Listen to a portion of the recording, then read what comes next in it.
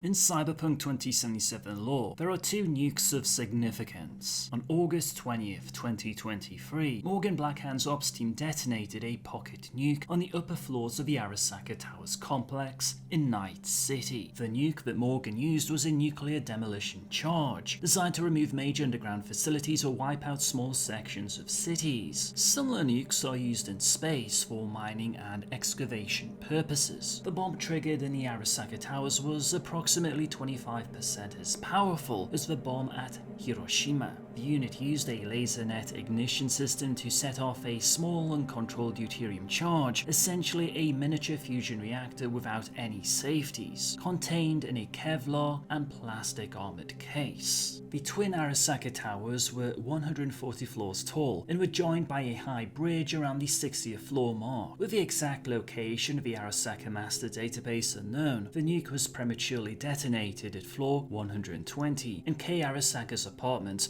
where the Soul Killer lab was located. The blast obliterated the twin towers, causing them to collapse outward. The entire center of Night City became rubble in seconds. Much of Night City was built on fill, because the original elevation was only 16 feet above sea level. The blast liquefied parts of the fill, consequently the inner city became flooded. The explosion was technically an air blast since the detonation went off at roughly 1,200 feet, which lessened long-term radioactivity.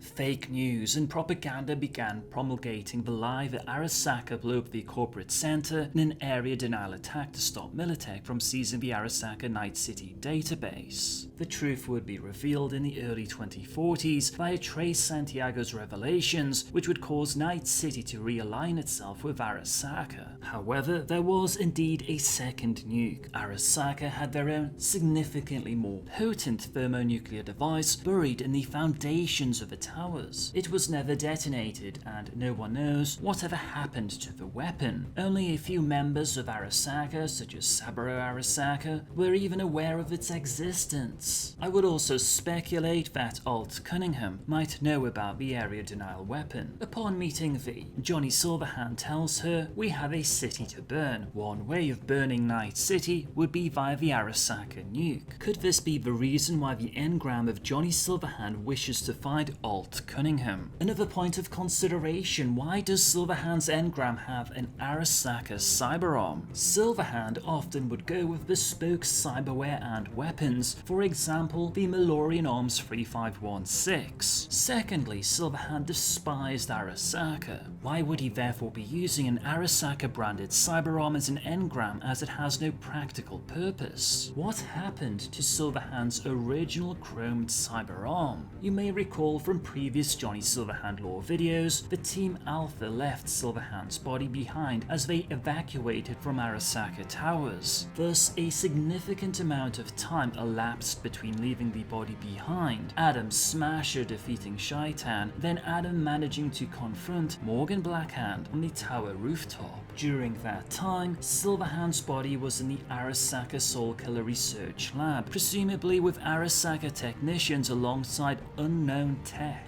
Whatever happened during that time in the Soul Killer Lab would critically impact upon the life of V in 2077.